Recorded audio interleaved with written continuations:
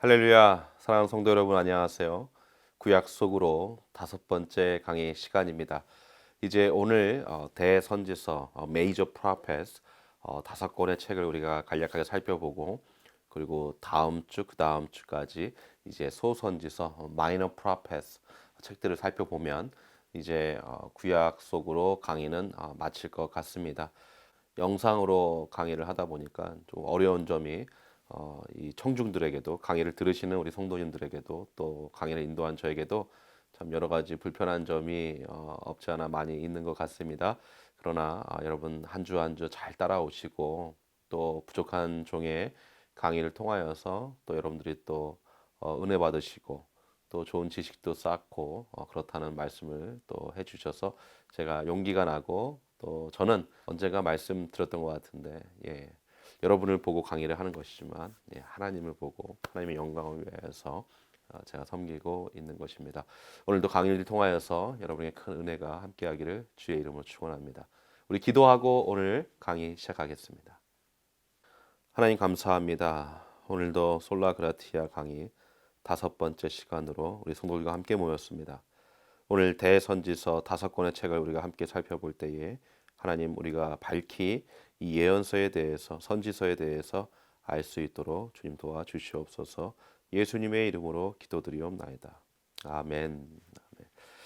자, 대선지서 그러면 제가 말씀드린 대로 우리가 우선 선지서, 선지서는 역사서 17권, 그렇죠? 5권의 시가서 그리고 다시 17권의 예언서 또는 선지서가 있게 되는 것이죠. 그래서 이 17권의 선지서를 오늘 같이 함께 나누는데요. 먼저 17권 다 할 수 없으니까요. 5권, 12권 이렇게 나누게 됩니다. 5권을 대선지서 12권을 소선지서라고 우리가 구분을 합니다. 대선지서 메이저 프로펫, 마이너 프로펫 이렇게 얘기합니다. 그래서 메이저, 마이너, 프로펫 선지서들. 그런데 이 나누는 기준이 뭘까요? 왜 대자를 붙이고 소자를 붙일까요? 뭐 특별한 의미가 없습니다, 여러분. 그래서 그냥 구분을 위한 구분이에요. 그래서 어떤 기준으로 구분을 했느냐?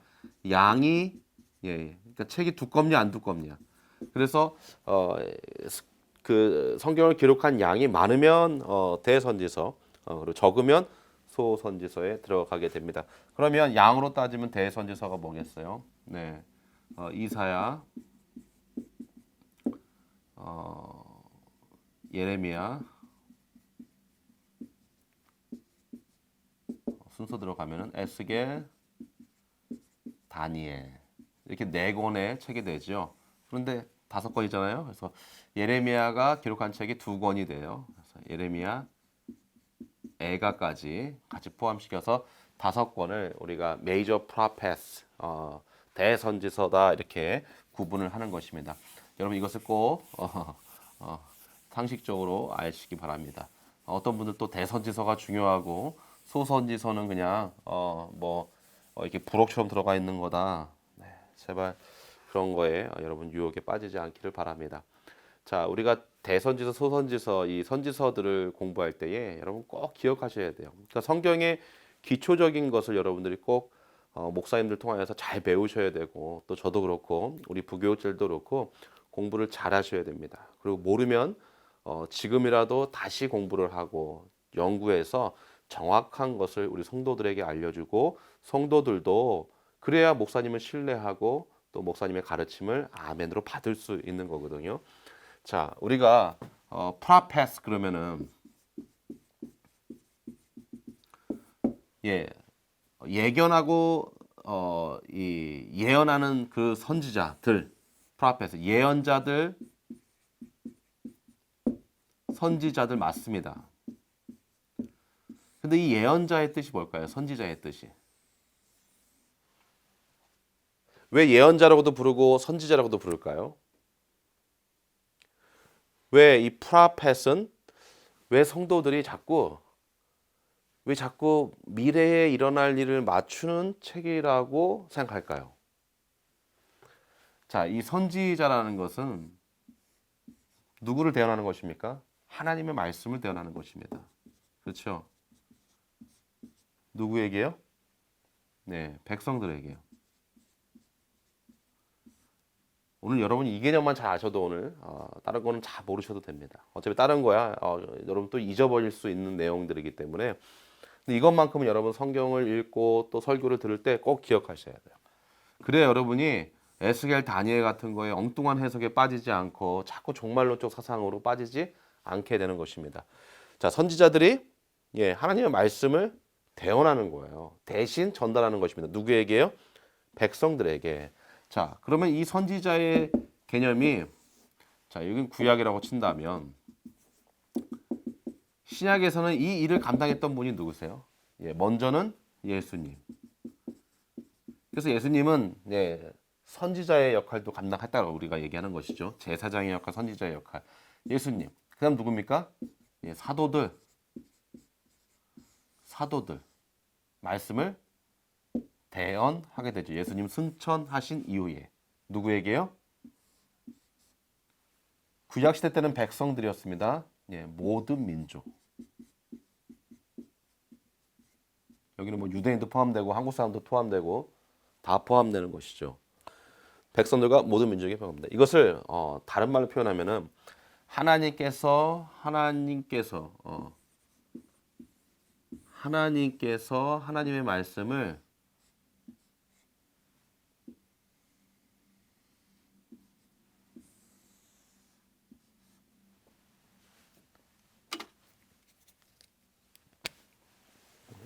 잘 보일까요? 맡겨 주신 것이다.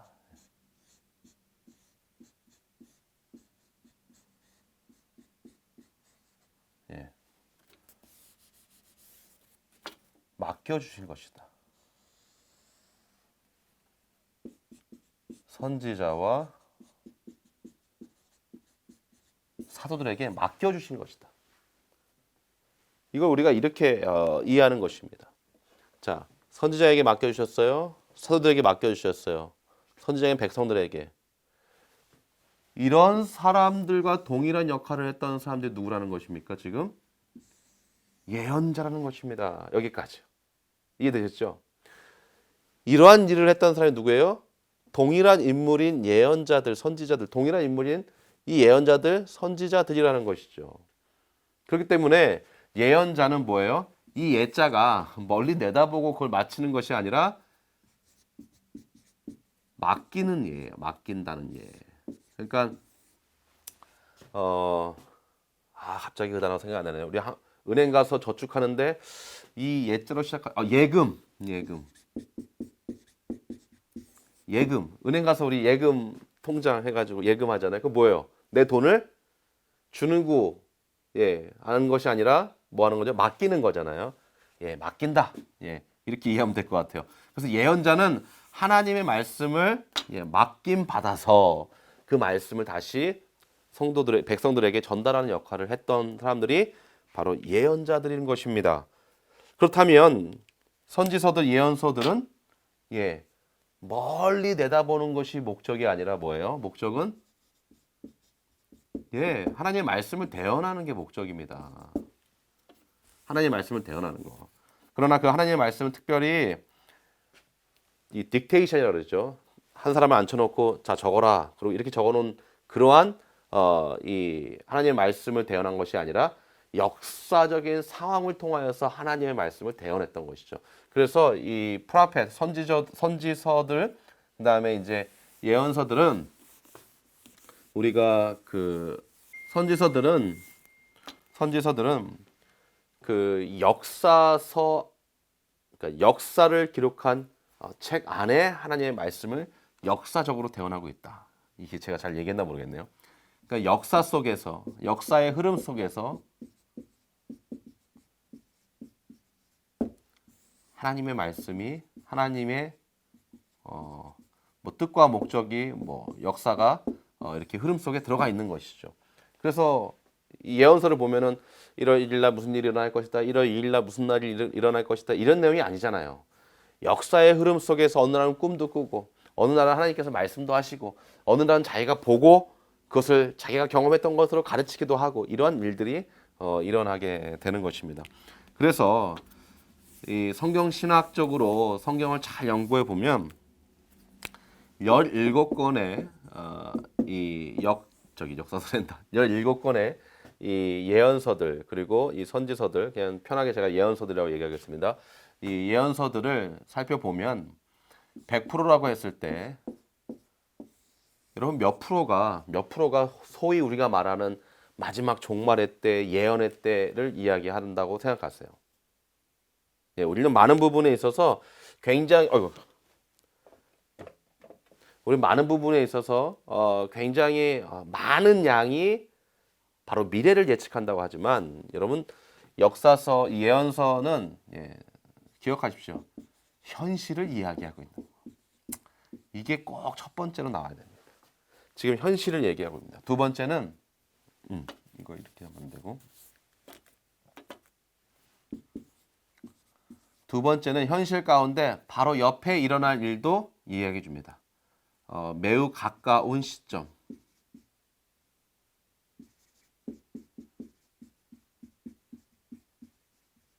가까운 시점에 일어날 일. 이게 지금 쫙 끝이 아니에요, 끝같이. 이제 세 번째, 저 멀리 마지막 때. 마지막 때 일어날 일을 이야기하고 있는 것입니다. 그런데 이 퍼센테이지가 어떻게 되는가? 이제 퍼센테이지 따져보죠. 그러면 여러분 예언서들을 통하여서 우리에게 보여주는 것이 몇 가지가 있습니다. 바로 보이시겠죠?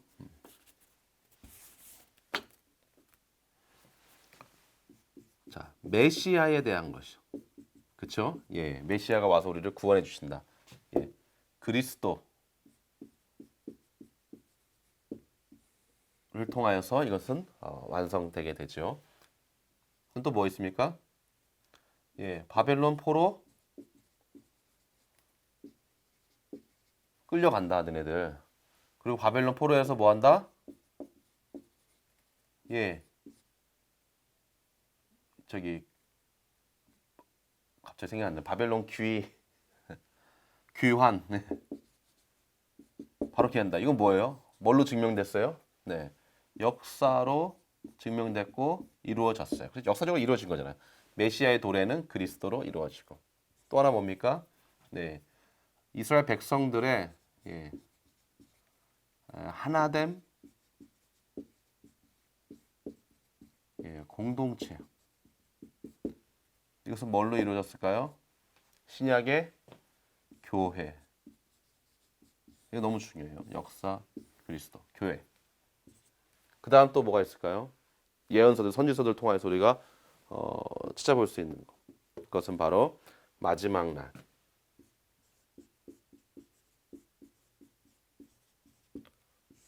소위 우리가 예언서, 선지서들을 읽을 때 우려했던 그 마지막 날. 그 마지막 날은 예수 그리스도의 재림, 심판. 이것을 하나님의 그 마지막 날 그렇게 우리가 표현할 수 있는데요. 이 퍼센테이지는 불과 1%밖에 되지 않는다 그래요. 네, 1%. 이해되십니까? 이거를 다 포함해서도 여기까지만 포함해서도 이거는 9% 정도밖에 되지 않는데요. 이거는 학자들이 연구한 거예요.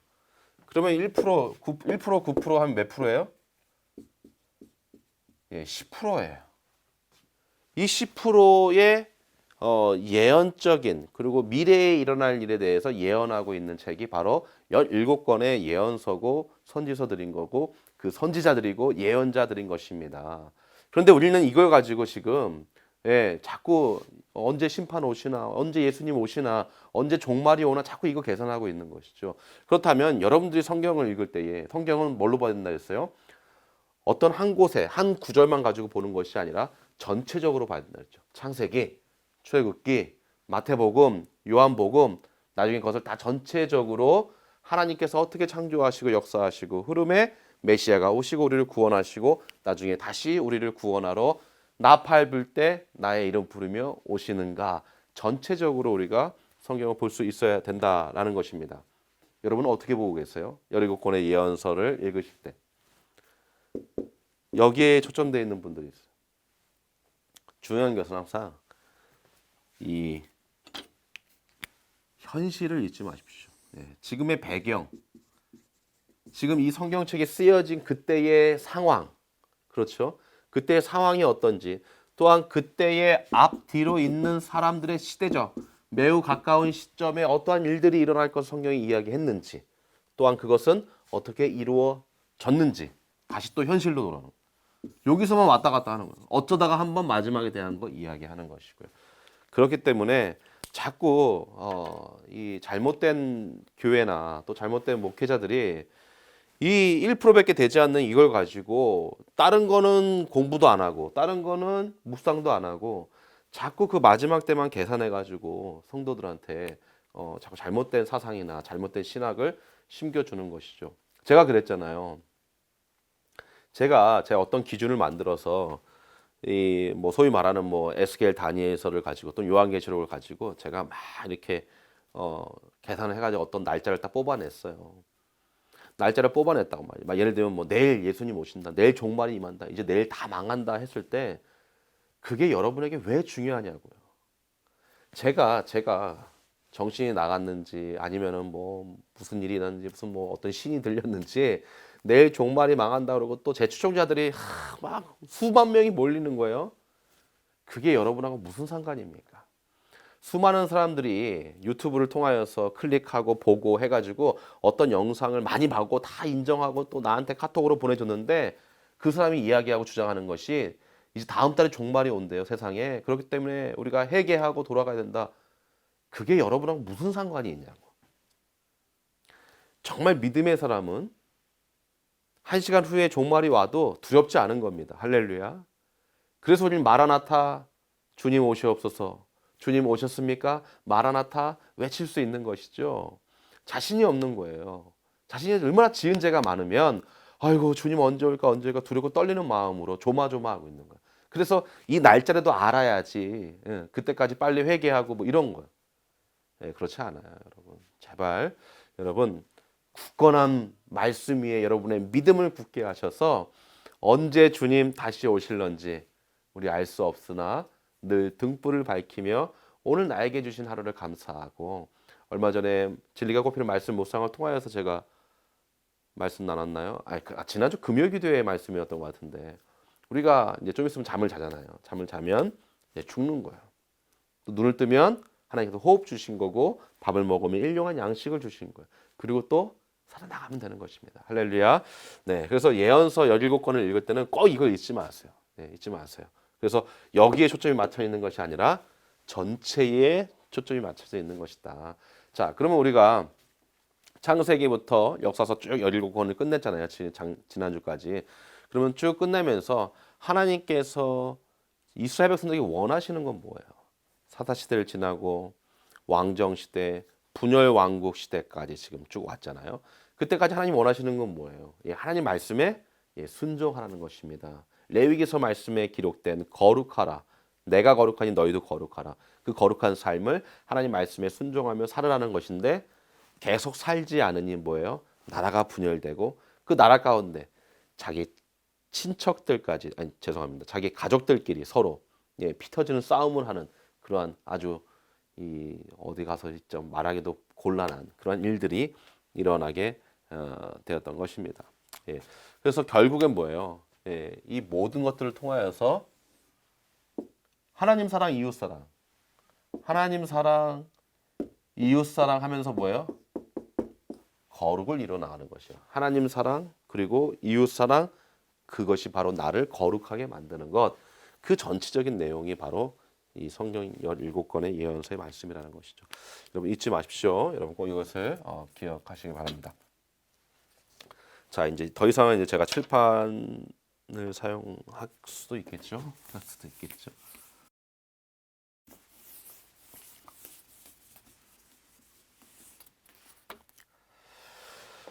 자, 우리 이제 대선지서 아까 5가지를 얘기했죠. 이사야, 예레미야, 애가, 그다음에 에스겔, 다니엘 이렇게 5권의 책인데요. 우리 이사야 책을 먼저 좀 살펴보겠습니다. 이사야는 왕족 출신입니다. 왕족 출신이어서 여호와는 구원이시다라는 뜻이 있어요. 예, 왕족 출신이고 여호와는 구원이시다. 그래서 이사야는 굉장히 특별한 책입니다. 왜냐하면 왕족 출신이 그리고 모든 것을 누릴 수 있는 사람이 예, 하나님 앞에 헌신하게 되고 여호와는 구원이시다. 그러니까 자기가 누릴 수 있는 것이 많았지만 그것을 나를 구원하고 나를 평탄하게 해주는 것이 아니라 여호와께서 나를 평탄하게 해주시고 나를 구원하신다라는 고백의 이름으로 이 세상을 살았던 선지자였습니다. 특별히 이사야는 이 66장으로 되어 있는데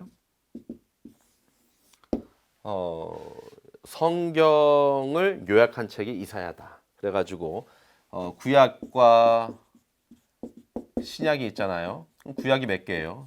몇 권이에요? 39권. 신약이 27권이잖아요. 그래서 이사야서도 1장부터 39장까지는 구약에 관련된 메시지를 담고 있습니다.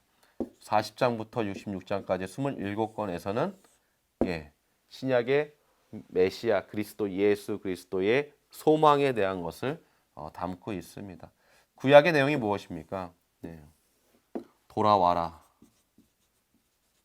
회개, 돌아와라, 회개는 그 회개를 하지 못하니까 소망이 찾아오는 것이죠.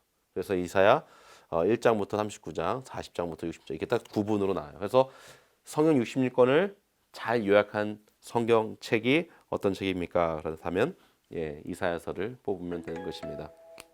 죄송합니다.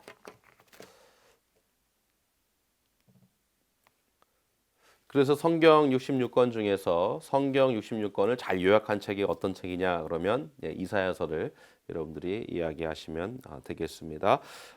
이사야 선지자는 남유다를 대상으로 선포한 메시지죠. 그래서 남유다 백성들 구원이 정말로 하나님께로부터 말미암는다. 이게 큰 주제예요. 오직 구원은 하나님께로만 말미암는다. 그런데 왕들이 하나님의 능력보다 다른 이 나라들과 연합하기를 원했어요. 그래서 하나님이 세워주신 왕들인데 하나님을 믿고 하나님의 능력을 구해야 되는데 그렇지 않고 이방 민족 저 나라와 연합을 하고 동맹을 맺으면 우리나라가 부강해질 수 있을 거야.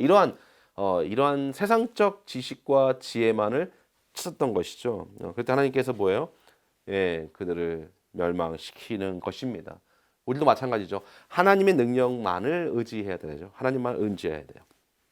세 번째는 메시아의 초림, 오심을 예언하고 있습니다. 그래서 메시아가 어떻게 오시는가를 예언하고 있는데 그 예언에 대한 내용들이 다른 예언서보다 가장 많이 나와 있는 책이 바로 이사야서이고 또 그 예수님께서 오시는 것뿐만 아니라 오셔서 고난당하고 또 순환당하실 것을 보여주고 있어요. 그 대표적인 내용이 바로 이사야 53장에 나와 있죠. 제가 성찬식 때도 자주 인용하는 그러한 말씀인데요.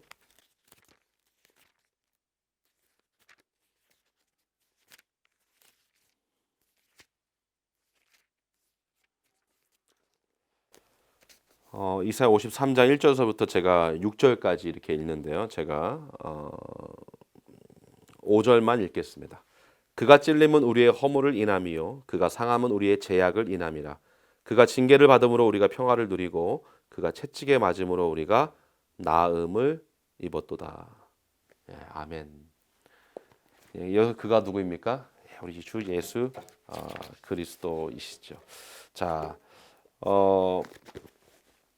아까 그 1장부터 39장 돌아와라 돌아와라 회개 그다음에 40장부터 60장 소망이라 그랬잖아요. 우리 한번 40장을 한번 보겠습니다. 이사야 40장 1절 말씀. 39장까지 계속 돌아와라 돌아와라. 안 돌아와요. 안 돌아와. 그래서 이제 40장 1절에서 이제 하나님의 위로가 누굴 통하여서 메시아 예수 그리스도 통하여서 위로가 시작됩니다. 이게 소망이지요. 너희 하나님이 가라사대 너희는 위로하라. 누구를? 내 백성을 위로하라. 너희는 정다이 예루살렘에 말하며 그것에게 외쳐 구하라. 그 복역의 때가 끝났고 그 죄악의 사함을 입었느니라 그 모든 죄를 인하여 여호와의 손에서 배나 받았느니라 할지니라. 그래서 이제 쭉 뒤에도 계속해서 예수 그리스도가 오심을 보여주고 있습니다. 사랑하는 성도 여러분, 이것이 소망이죠. 이것이 우리에게 있는 구원받은 백성의 소망입니다. 하나님의 멈추지 않는 사랑이 끝까지 포기하지 않고 메시아의 초림을 통하여서 메시아의 오심을 통하여서 우리에게 보여주고 있는 것입니다. 아까 예언설교도 중요한 것은 현실이라 했죠. 현실은 무엇입니까? 하나님의 능력보다 사람을 의지하고 하나님의 능력보다 하나님의 계시의 말씀 곧 너희들을 멸망당하게 될 것이고 너희들이 하나님의 은혜로 말미암아 다시 돌아오게 될 것이다라는 그러한 예언의 말씀들을 듣지 않는 백성들에게 하는 심판의 말씀, 바로 이사야의 말씀이라는 것입니다. 자, 이제 그 다음에 우리 이사야, 예레미야. 예레미야는 이 제사장 집안의 출신입니다. 특별히 예레미야는 눈물의 선지자로 우리가 유명하죠. 이 예레미야의 뜻이 여호와께서 던지신다, 여호와께서 세우신다라는 그러한 뜻이 있습니다. 이 말은 예레미야의 뜻이 이 기초를 놓는다는 거죠. 마치 이 모퉁이 돌과 같은 그런 코너스톤 역할을 하는 그런 역할을 하게 됩니다. 근데 이 예레미야의 특징은 그 동족으로부터 핍박과 멸시를 받아요. 그래서 하나님의 말씀을 대언하는 제사장으로서 또 이 선지자로서 이 사명을 해 나가는데 자기 동족들이 자기 가까운 사람들이 너가 말하는 건 믿을 수 없다. 너가 말하는 것은 도저히 내가 할 수 없다라고 하면서 오히려 이제 예레미야를 핍박하고 멸시해서 그가 눈물로써 회개하고 동족을 마음에 품고 회개하고 그리고 하나님 앞에 헌신했던 그런 선지자입니다. 남왕국 남유다를 이사야도 남유다였고요. 예레미야 선지자도 남유다를 대상으로 말씀을 전하게 됩니다. 이 동시대 선지자가 있습니다. 동시대 선지자는 스바냐, 하박국, 에스겔, 다니엘. 이렇게 네 명의 선지자들이 예레미야와 동시대에 같이 활동했던 그러한 선지자입니다. 뭐 그렇다고 뭐 신약 시대 때 이 사도들처럼 제자들처럼 서로 같이 만나고 그리고 같이 함께 기도하는 그러한 모습들은 이 선지서들 가운데는 존재하고 있지 않습니다. 그러나 같은 동시대에서 하나님께서 각 나라들을 통하여 각 나라들을 위하여서 또 각 백성들을 위하여서 이들을 보내서 하나님은 계속해서 돌아오게끔 회복하게끔 그렇게 만드셨던 것이죠. 예레미야의 큰 특징은 인내의 하나님이시다. 인내의 하나님이시다. 그 인내의 하나님이 결국 소망과 회복을 주신다라는 그러한 큰 주제를 갖고 있습니다. 그래서 눈물의 선지자가 하나님께서 그렇게 인내하시고 계시는데 이제 곧 심판이 임하는데 너희들이 이렇게 살면 되겠느냐? 너 왜 그래? 너 우리 같은 동족끼리 왜 우리를 심판받는다 그래? 우리 심판받지 못하게 해줘야지 너가 제사장 가족이잖아. 너가 제사장 집안에 태어났잖아. 너가 제사장 역할도 하잖아.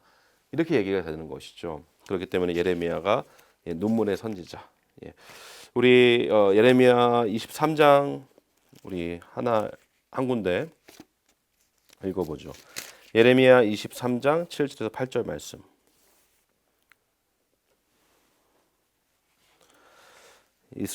죄송합니다. 예레미야 23장 7절 8절 말씀 제가 읽습니다.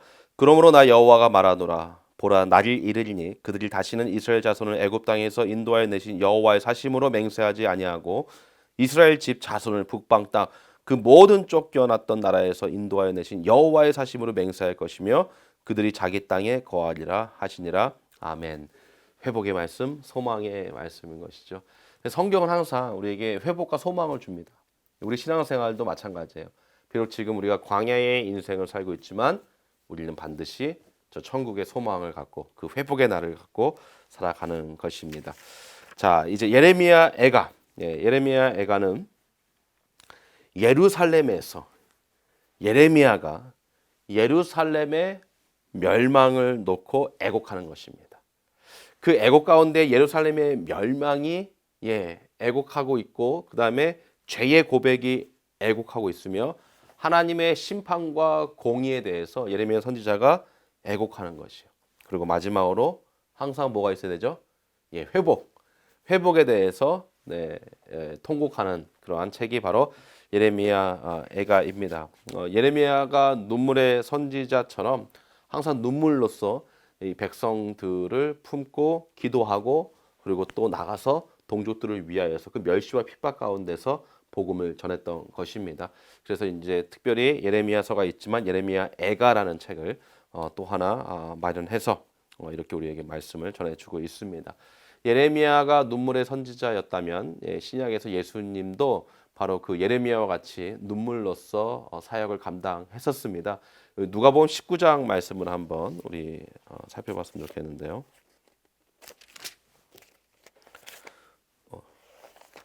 누가복음 19장 41절에서 44절 예수님께서 이 예루살렘 성을 보시면서 눈물을 흘리시는 장면입니다. 바로 예레미야 선지자가 자기 동족들이 살고 있는 그 나라를 보면서 눈물을 흘렸던 것처럼 하나님께서 예수님의 눈물을 성경에 기록해 놓으셨는데요. 41절에서부터 제가 읽습니다. 가까이 오사 성을 보시고 우시며 가라사대 너는 오늘날 평화에 관한 일을 알았다면 좋을 뻔하였거니와 지금 내 눈에 숨기었도다. 날이 이를지라 내 원수들이 토성을 쌓고 너를 둘러 사면으로 가두고 또 너와 및 그 가운데 있는 내 자식들을 땅에 메어치며 돌 하나도 돌 위에 남기지 아니하리니 이는 권고받는 나를 내가 알지 못함을 이나함이니라 하시니라. 아멘. 41절에 가까이 오사 성을 보시고 우시며 지금 이것은 예루살렘이 이제 멸망하는 것, 즉 하나님의 성전이 결국 AD 70년도에 멸망할 것을 예언한 것입니다. 그래서 돌 위에 돌 하나도 남지 않고 완전히 성전이 무너질 것을 우리 예수님께서 예언하시면서 눈물을 흘리시는 것입니다. 그런데 보십시오. 45절 성전에 들어가서 장사하는 자들을 내어 쫓으시며 저희에게 이르시되 기록된 바 내 집은 기도하는 집이 되리라 하였거늘 너희는 강도의 굴려를 만들어두다 하시니라. 지금 예수님은 울고 계신데 성전 안에서는 성도들이 장사하고 있는 거예요. 강도짓 하고 있는 거예요. 지금 뭐 해야 되는데요? 그곳에서 기도해야 되는데 하나님을 만나야 되는데 거룩을 유지해야 되는데 지금 이 집이 무너질 수도 있는데도 정신 못 차리고 있는 거죠. 혹시 여러분의 성전이 혹시 그렇다면 기도하셔야 돼요. 세상 것을 내어놓으셔야 돼요. 죄를 깨끗게 하셔야 돼요. 우리 성전, 우리의 가정 성전, 우리 교회 그 모든 것들이 예수님 보시기에 눈물 흘리지 않는 아름다운 성전 되기를 주의 이름으로 축원합니다. 자, 예레미야 애가가 이렇게 되어 있고요. 예레미야 애가는 1장부터 5장까지 짧아요. 짧지만 아까도 말씀드렸다시피 예레미야 선지자에 의해서 기록된 것을 우리가 보고 있기 때문에 포함시킨다라는 것이죠. 자, 그 다음에 이제 세 권 했나요? 이제 에스겔. 자, 이제 에스겔입니다. 에스겔은 선지자이면서 제사장이에요. 이런 분들이 좀 나오죠. 선지자면서 제사장. 그런데 에스겔이 사실은 원래 선지자는 아닌데 제사장입니다. 제사장. 그런데 왜 선지자 역할을 감당했냐면 이 에스겔은 이제 시대가 이제 바벨론에 끌려가게 돼요. 그래서 에스겔서는 대상이 누구인가? 바벨론에서 바벨론에 있는 유대인들에게 쓴 책이 바로 에스겔서입니다. 그래서 이 에스겔 선지자는 제사장이지만 이제 선지자 역할을 감당할 수밖에 없는 거예요. 왜 그럴까요? 지금 바벨론은 어디입니까? 유대 땅이 아니죠. 유다가 아니에요. 유대 땅이 아니기 때문에 지금 예루살렘 성전이 있는 예루살렘에서 유대 땅에서 바벨론으로 지금 끌려갔단 말이죠. 근데 거기에 갔더니 뭐가 없어요? 성전이 없어요. 그래서 거기에는 뭐예요? 제사장의 역할을 할 만한 게 없는 거예요. 제사장은 성전에서 일을 해야 되는데 그 일을 할 수가 없는 상황인 것이죠. 성전이 없기 때문에. 그렇기 때문에 이 에스겔 선지자는 이제 선지자의 사명을 감당하게 되는 것입니다. 이 에스겔서의 에스겔 이름의 뜻이 하나님께서 힘을 주신다 또는 하나님에 의하여서 힘을 얻는다라는 그러한 뜻이 있습니다. 우리가 에스겔서에서 먼저 꼭 기억해야 될 것은 세 가지 주제가 있어요. 고집센 이스라엘 백성들에 대해서 이야기하는 책이 에스겔서입니다. 그러니까 지금까지 그렇게 많은 선지자들이 이야기했지만 우리 너희들이 정말 깨닫지 못한다. 너희들 왜 이렇게 고집이 세느냐라는 백성들에 대해서 이야기하고 있고, 그러면서 그 고집센 너희들이 갖고 있는 제약, 그 제약이 무엇인가를 말씀하는 책입니다. 그러나 동일하게 또 뭐가 나와야 되겠죠? 회복이 나옵니다.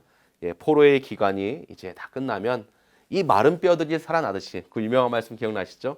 이 마른 뼈들이 살아나 군사가 되듯이 바로 너희들이 그 마른 뼈와 같은 이 바벨론 70년의 생활이 끝나면 다시 회복이 있게 된다라는 소망의 말씀을 쓰고 있는 것입니다. 에스겔서의 여러 가지 환상들, 그런 것을 통하여서 우리는 자꾸 미래를 예언하게 되고 또 종말론적 사상을 심게 되는 것이 사실입니다만, 아까도 말씀드렸다시피 현실, 지금 현재 바벨론에서 포로 중에 있는 유대인들, 그들을 위하여서 쓴 책이라는 것을 여러분 잊지 마십시오. 에스겔은 다니엘과 요한계시록과 같이 우리가 묵시록이라고 얘기합니다. 묵시록. 이 묵시록.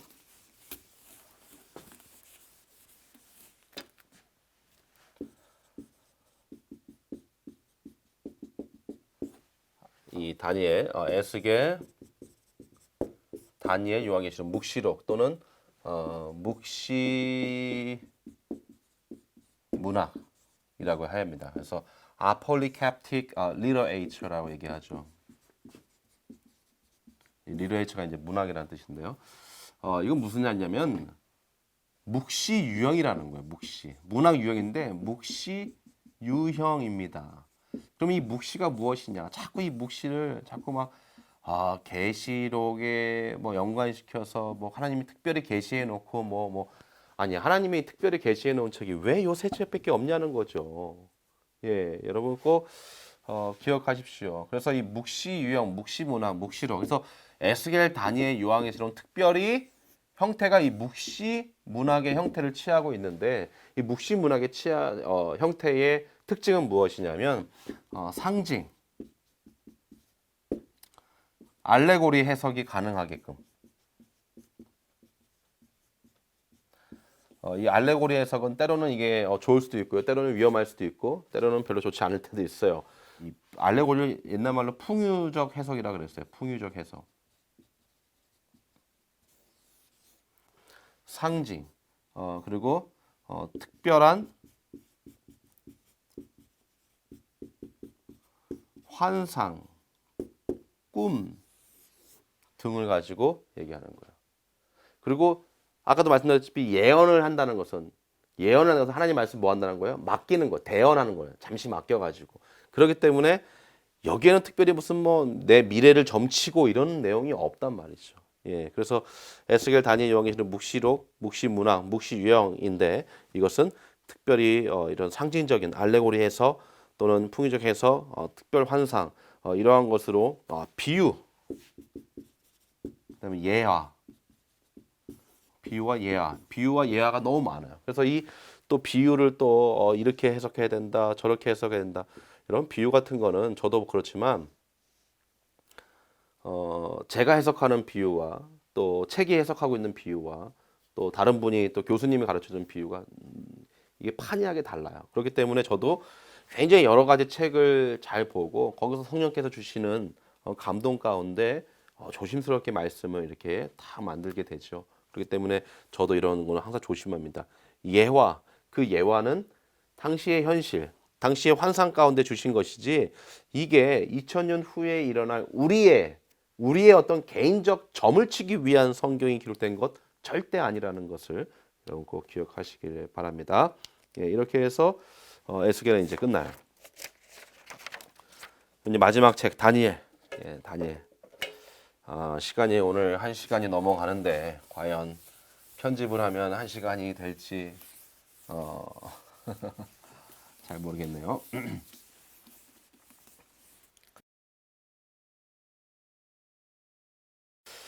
자, 다니엘은 특별히 유대 귀족 출신입니다.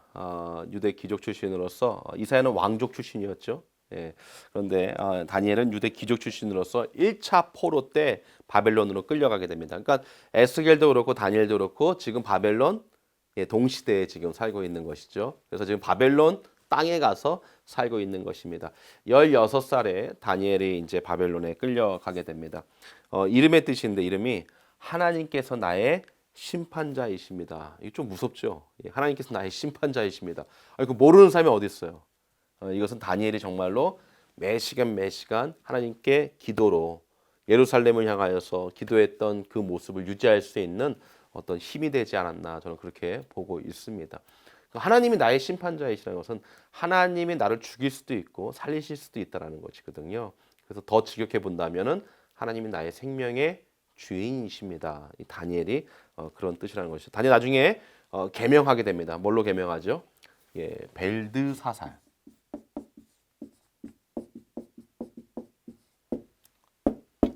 그래서 비슷한 이름이 또 하나 있죠.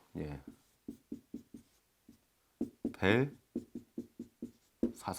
벨사살은 바벨론 왕 느부갓네살 왕의 아들입니다. 나중에 이제 느부갓네살 뒤를 위하여서 바벨론의 왕이 되죠. 다니엘서 5장에 나와 있죠. 근데 이 사살 좀 뭔가 이상하죠. 이 바벨론 언어란 말이죠. 바벨론식 이름 표현이에요. 그럼 벨드사살은 무슨 뜻이냐? 나중에 왕이 된다 그랬죠. 벨 왕이 칭해하는 자라는 뜻이에요. 그러니까 다니엘이 얼마만큼 왕의 칭해를 받고 또 인정을 받았는지를 알 수 있는 것이죠. 벨사살이라는 뜻은 벨이라는 신이 왕을 보호하소서 또는 왕을 보호하십니다라는 뜻이에요. 왕을 보호하소서, 왕을 보호하신다. 벨신이 이 벨이 누군데요? 자기 자신이에요. 자기 자신이 자기 자신을 보호할. 참 재밌죠. 자, 다니엘은 그래서 어디서? 바벨론에서 거기가 나중에 이제 바사가 되죠. 바벨론 땅에서 이제 다니엘은 이제 다니엘서의 역사의 현장을 기록하고 있습니다. 특별히 이 역사 가운데 우리가 중요하게 생각할 것은 하나님의 다니엘서에서는 하나님의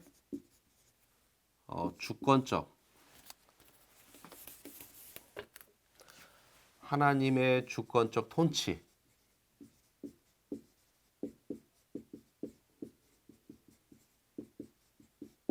이것이 핵심 주제입니다. 예언? 아니에요. 하나님의 주권적 통치 이겁니다. 이거. 결국 바벨론이 망하고 바사가 망하고 하나님께서 열방을 통해 그게 어디예요? 7장부터 몇 장까지? 12장까지.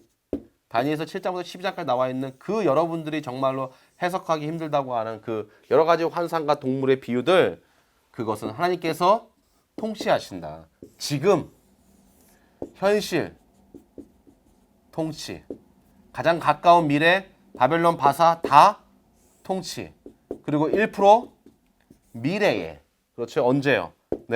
바사가 누구에 의하여서 헬라 제국에 의하여서 헬라 제국의 초대 왕이 누굽니까? 죄송합니다. 알렉산드리아는 지역이고 알렉산더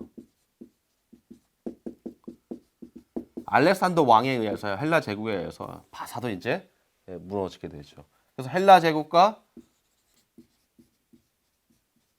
로마 제국 결국 이 둘의 융합된 나라 안에서 요 틈바구니에서 하나님의 백성들이 살다가 헬라 제국도 이제 무너지고 로마만 남고 로마도 나중에 결국에는 이제 무너지게 되는 것을 바로 이 7장부터 12장까지 다 보여주고 있는 것이에요. 하지만 가장 먼저는 현실. 그래서 이 다니엘서도 이렇게 해서 포함되게 됩니다. 그래서 7장부터 12장까지 요 그 특별한 그 예언과 환상이 나와 있는 요 장면은 열방에 대한 하나님께서 예언하시는 건데 그것은 현실을 포함한 미래에 일어날 일을 하나님의 주권적 통치 아래 있게 될 것을 보여주고 있는 것입니다. 자, 이렇게 해서 우리 대선지서 5가지를 살펴보았습니다. 사랑하는 성도 여러분, 성경 공부라는 것은 뭐 이 책은 뭐 몇 년도에 쓰여져 있고 몇 년도에, 여러분 제가 연도수 거의 안 하죠. 저는 신약 공부할 때도 연도수 별로 하지 않습니다. 그리고 왜냐하면 그 연도수는 항상 다 틀려요, 조금씩. 그렇기 때문에 연도수에 집중해봤자 아무 의미가 없고, 하나님께서 성경 공부를 통해서 주시고자 하는 그 은혜, 솔라 그라티아, 오직 은혜를 여러분들이 발견해야 되는데, 특별히 대선지서, 소선지서, 이러한 선지서들, 예언서들은 자꾸 우리의 편견이 자꾸 미래의 종말을 이야기한다라고 인식이 자꾸 되어 있어요. 그걸 버리시고, 당시에 바벨론 포로에 끌려가기 전에 제약된 삶을 살았던 남유다와 북이스라엘 백성들에게 주셨던 메시지, 그 현실적 그 상황을 여러분들이 잘 캐치하시고, 지금 우리가 그 상황과 같이 우리가 마귀에게 포로로 끌려갈 수 있는 제약 가운데 있지는 않은지, 혹시 나는 오늘도 나의 동족 또는 나의 목사님 또 나의 성도들이 이야기하고 있는 하나님의 진리의 말씀이 선포될 때에 혹시 내가 예레미야를 핍박한 동족들의 멸시와 핍박처럼 혹시 내가 그런 마음을 갖고 있지 않은지를 이게 적용하시는 거예요. 그게 말씀 공부를 하고 성경 공부를 하는 성도의 자세이고, 또 거기서 우리가 얻을 수 있는 유익이 될 것입니다. 사랑하는 성도 여러분, 이번 한 주간도 행복하고 성령 충만한 한 주 되시며, 진리가 꼽히는 말씀 묵상 금요 기도회 이번 주부터 우리가 9시 라이브로, 저녁 9시에 라이브로 진행되는 거 잊지 마시고, 그 시간 하나님 앞에 온전히 다 같이 한 마음으로 드릴 수 있기를 바라고요. 그리고 이번 주일날부터도 또 11시에 라이브로 온라인으로 여러분 예배 시간이 이제 예배가 드려지게 되니까요. 여러분 꼭 기억하시고 뜻과 정성을 다해서 예배를 사모하며 이번 한 주간도 승리하시는 우리 모두가 되기를 주의 이름으로 축원합니다. 감사합니다.